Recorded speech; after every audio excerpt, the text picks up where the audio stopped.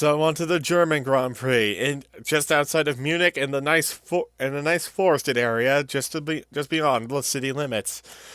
The track often provides very good racing, despite its tight and twisty corners and its somewhat short straights. The weather can also be a bit of a factor at this track, as it proved in qualifying and practice this time out as well, leaving times a bit all over the place, especially in the practice sessions.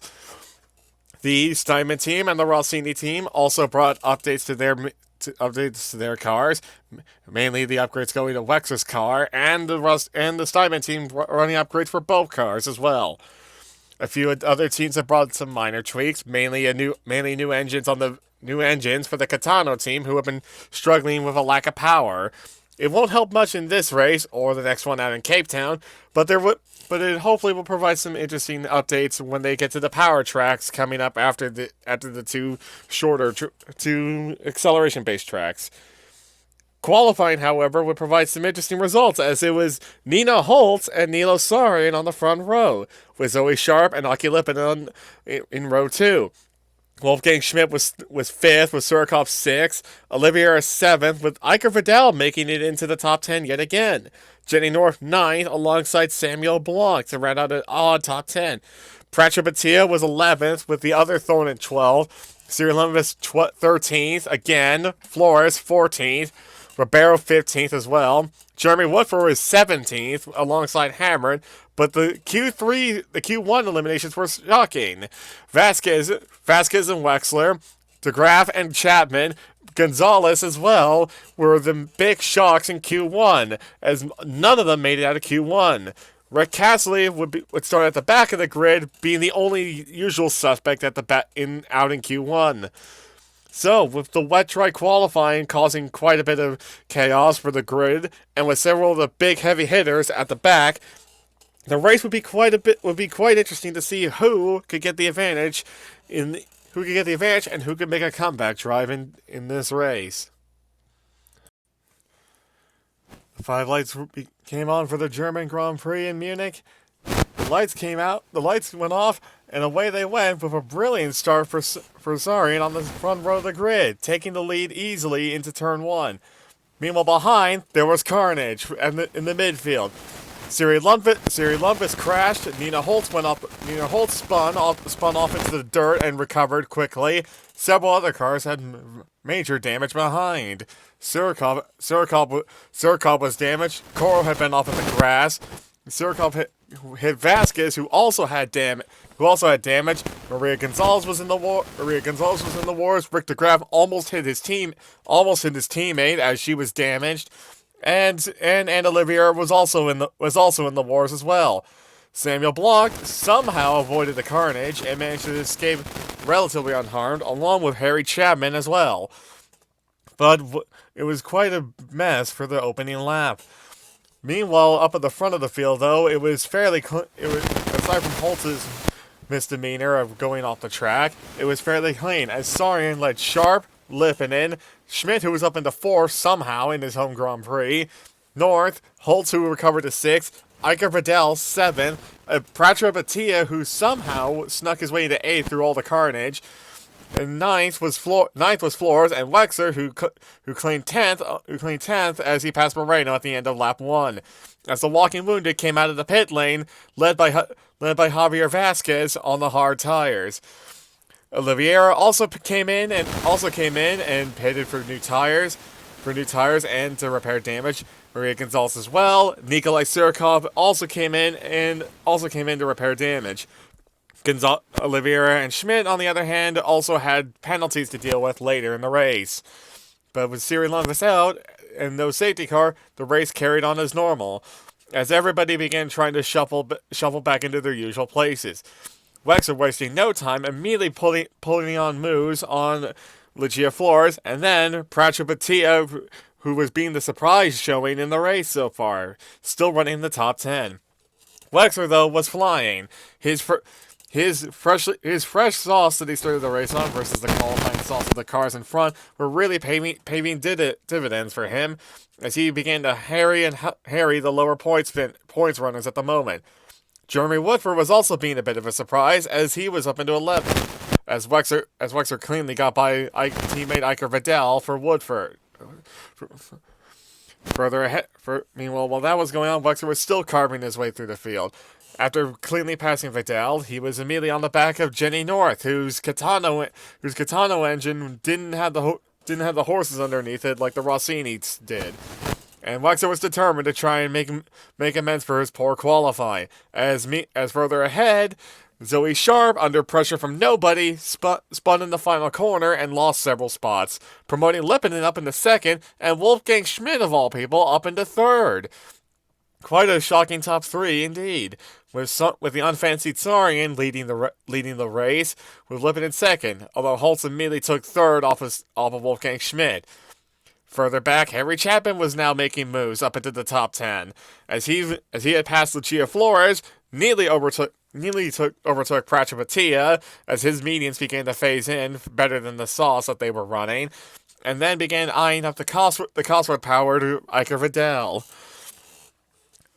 Chapman was on the move and was flying, and Wexler knew this up ahead as well, and was also getting the hammer down, trying to gain more spots and more ground on Chapman before the tire advantage became too much. Although Chapman began to stall a little bit behind Iker Vidal for a moment, as Vidal was stubbornly defending his position from Chapman, as he rightly should. They were both fighting for points, and he had nothing to lose. Until Chapman's diamond engine told on the straight versus the Cosworth-powered Lucky Strike car. And Chapman was up into 8th place, and it began eyeing up Jenny North, his fellow countryman. Lap 10 and Wexler had caught the front four and nearly overtook Zoe Sharp in the final corner to go up into fourth place, and began eyeing up the back of Nina Holtz. Wolfgang Schmidt, however, was beginning to fall back, quite severely, in fact, having dropped 5 seconds to Zoe Sharp behind, and it was continuing to plummet down the field, as Chapman off screen got by Jenny North for 6, and began to try and close in on the German in front of him. Wexler, though, was still eyeing up a podium position at the moment, and passing fellow countryman Nina Holtz in the middle sector with a clean overtake was definitely helping him. The crowd were roaring the Rossini car on, as they were hoping for Wexler to get an unfancied home win. But Wexler surprised everybody by coming in first for a pit stop of the top 10. It was a surprising move, but he did come out, and he came out right next to 14th place Jeremy Woodford. But it might have been an inspired call, given the people around him were struggling on their tires. Nina Holtz came in and came out behind Wexler, so it seemed that the strategy call was the right one. Further back, Jenny North also pitted and also came out well behind Wexler.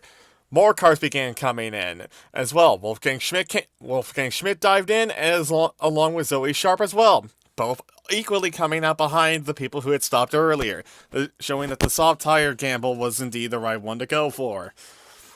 Wexler was truly making his strategy work. Meanwhile, up ahead, Chapman's strategy of the medium tires was also working, as he began to close in on Nilo Saarinen, who was the leader. Further back, Wolfgang Schmidt's promising race came collapsing down with a loose wheel nut, causing the wheel to fly off into the German forest. Schmidt, very angry and slamming his steering wheel in frustration, began to angrily drive his car back to the pit lane to put a new set of tires on and just try and hope for anything for his race. As Schmidt went out of the race, Schmidt came back into the pit lane to finally get his tires changed. Almost a minute after the incident happened, it became clear that the strategies were going to come down to a two-stop for Wexler versus whatever Saarinen and Chapman could come up with for strategies. Saarinen, having stayed out longer than everybody else, finally came in for a pit stop, relinquishing the lead to Chapman, who finally got to lead the race after starting all the way near the back. But while that was going on, Wexler had now jumped his way up into second place, 5 seconds clear of Holtz, and almost another couple seconds ahead of Saarinen, having not stopped hammering in between Holtz and Saarinen. turning out to be a two-stop strategy for most of the field, it seemed like, with the medium tires being the more fancy tire on this occasion. And Sharp was also trying to make moves as she managed to pass Aki Lipinen and gain a spot as well, moving back up into 5th place, although she and Lipinen were on the soft tires, which didn't look like they would last much longer. After many laps of everybody settling into a rhythm, Sharp came in for a second stop and began charging again on yet another set of soft tires. Meanwhile, ahead, Wexler had finally caught Chapman at the end of lap 29, moving back up into the lead to the roar of the crowd. As Chapman finally came in at the end of lap 29, having almost done half the race on one set of mediums. He chose to go for soft tires for his next stint. A bit of an interesting call, but given that Chapman knew Sarin and Wexler and teammate Holtz in front would also have to stop again, it might be an inspired call to try and jump them in the next round of stops.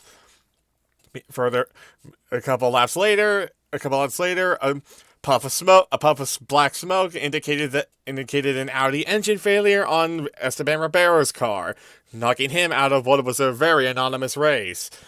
Speaking of anonymous races, the Van Door's team were having a fairly anonymous race themselves, with both cars outside the top 20 and having miserable races, both with incidents. Wexler came in at the end of lap 36 for his second stop, putting on another set of mediums that would easily see him to the end of the race. The question would be, could he win this race, and what would the other cars in front of him do? With Chapman moving up into second place, neatly overtaking teammate Nina Holtz for second on lap 40, still pushing very hard on his soft tires as Holtz's mediums began to fade. And with Sarin still ahead, having still not stopped, what would Nilo Sarin do, and would the Rossini team allow him to try and catch teammate Wexler for the win?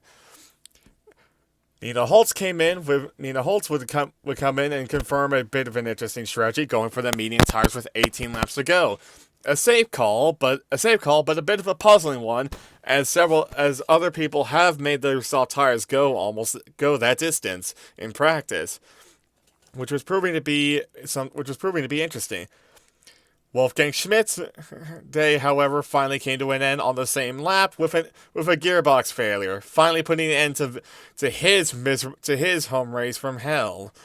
Maria Gonzalez, however, would still have to keep struggling on, now running last with all the cars still going. Sarian would come in with 16 laps to go for his final stop with a new set of soft tires, promoting Chapman back into the lead. Sharp, who was 3-stopping, up into second. Wexler third, the top 3 separated by only a second, and Sarian fourth, only 12 seconds behind his teammate. Could he win the race somehow? Meanwhile, further back, and unnoticed, as the two leaders came in as Chapman and Sharp came in the following lap for new soft tires themselves, Pratchett Batia was pulling off quite a miracle of a race, running cleanly in 7th place with under 15 laps to go, running a one-stop strategy, and was looking set on to maybe score Catorce Corsa's first points of the season. Iker Vidal was running 8th, a couple seconds back. Jenny North 9th on soft tires. And Jeremy Woodford also running a one-stop strategy. Another 10 seconds back, but going fairly slowly. It was looking likely that Attia might be able to steal a point. But could he hold on was the bigger question, as Woodford was the first line of defense for the charging pack behind. Rick Cassidy in the Asia Road Racing, followed by Surikov, who was still on the recovery drive after his terrible race and start to the race, and Rick DeGraff, who made several mistakes off screen, running wide several times in some of the corners. But Rick Cassidy wouldn't be an issue anymore as he came into the pits, prompting North to realize that there was an impending threat behind her and get the hammer down and finally pass Attia. Iker Vidal also doing the same off screen and getting by Attia as well, dropping Attia to 9th, but with a 10-second gap to Surikov behind, and Surikov still holding his 5-second penalty as well into the bargain. Further ahead, though, the teammates began to battle for their podium positions. Holtz versus Chapman. Chapman tried into the chicane at the end of the back straight and failed. Holtz was holding her line, and with Sharp looming in the background, Chapman had to get the move done quick. On the main straight, he tried again. Still no dice until Holtz left the door open in turn 1 and let her teammate through up into third place, with Sharp closing in directly behind. It seems that there was a little bit of team tactics going on as Chapman was let through a lot easier than expected. He still had 15 seconds to catch Wexler, and with under 10 laps to go, it seemed unlikely, but stranger things have indeed happened as he set the fastest lap. Sharp, a lap later, on lap 52, finally managed to get by Holtz herself and move herself up into 4th and drop Holtz down to 5th. Meanwhile, further ahead, though, the gap between Sarian and Wexler was closing, coming down to 4.2 seconds with just over 8 laps to go. Could Sarian pull off the impossible and outduel teammate Wexler for the win on his home soil? With under 4 laps to go, Wexler and Sarian were now within a second of each other as Surikov made the move on the same lap to pass Pratripatia for 9th. Demoting Atia down to 10th, but still having a couple seconds gap to Hammerin and Rick DeGraff behind. The two Rossinis began dueling for the lead, though, as Sarian, in resistance of the slow order from the team, passed Dieter Wexler for the lead into turn 1, to the shock of the crowd, his team, and the commentators alike. Sarian then began to pull away, seemingly wanting to win this race outright for himself, as he should, given he started second and Wexler had to make a recovery try. Further back, however, people were starting to calculate what was going on with the strategies and who had what penalties. It was confirmed Surikov had a 5-second penalty, so everybody began focusing on the battle for the final points positions. Surikov locking up his tires definitely didn't help his case to try and run away and build a gap. Atia was still holding on in 10th, but the cars behind were closing quickly as Hammerin began trying to hold off Javier Vasquez and Rick DeGraff in front. It was thrilling stuff for only potentially a single point, as Surikov still tried to run away. Coming onto the final lap for them, as Sarian had pulled away to a 4-second gap over Wexler. This was the best battle on the track, as Hammerin tried to dive bomb Atia coming into the final corner to start the final lap. On the main straight, he did it. The Busan Tech engine and Hammerin's car just provided enough grunt to get by the Lombardi engine in the Catorsi, promoting Hammerin up into 10th, as Sarian, at the same time, crossed the finish line to win the Munich Grand Prix. Ahead of teammate Wexler, who recovered to a brilliant second, Chapman, who recovered to a brilliant third, Holtz, who would be frustrated to finish 4th after being on pole, and Sharp, a somewhat anonymous 5th, despite everything. Lippinen and North would finish an equally anonymous 6th and 7th, both of them having 20-second gaps to the car directly in front of them.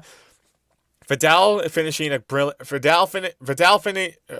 it turned out to not be the case for North, as Vidal passed North, who made a mistake in the final corner, promoting Vidal to 8th, Vidal to 7th, North 8th, Surikov finishing 9th, Hammerin stealing 10th, which then became 9th thanks to the penalty, Vasquez up into 10th, demoting Surikov out of the points, and Atia finishing a frustrating but creditable 12th. A good finish for Atia and showing that car and team were making progress. A frustrating day for Surikov as well, but Hammerin and the Asia Road Racing team had their first points of the season, finishing 9th. A brilliant result for them and putting them clearly ahead of their rivals, having managed to capitalize where so many others fell short in a race with the mixed-up grid. Further back, the two Rosardos finished an anonymous 13th and 14th despite their qualifying results as well. Meanwhile, in the standings, it was neck and neck between Chapman and the Rossinis, all three being separated by under 10 points. So, with just over a third of the season gone, it would be interesting to see what happened in the next third of the season, as many more developments would need to be decided, and with several power trucks coming up after the tie and twisty Cape Town circuit, who knows what would happen next in this season.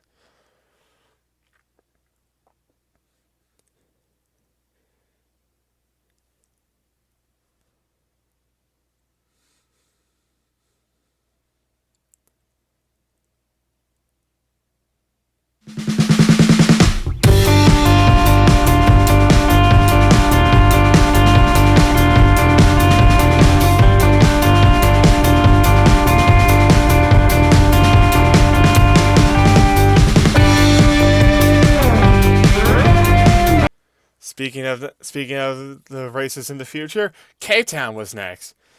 Unfortunately, and to break the current a little bit, there was a recording mistake on my end, and I did the race, but the recording didn't work. As you can see, the starting grid, as you can see right now, did record fine. However, the race recording didn't work for whatever reason. I can't really tell you as to why, but it didn't work. So, aside from a few screenshots and the last few laps of the race, there wasn't really anything I could do about it. So, instead of doing a separate video just for 5 minutes of that race, it's being tacked onto the end of this one.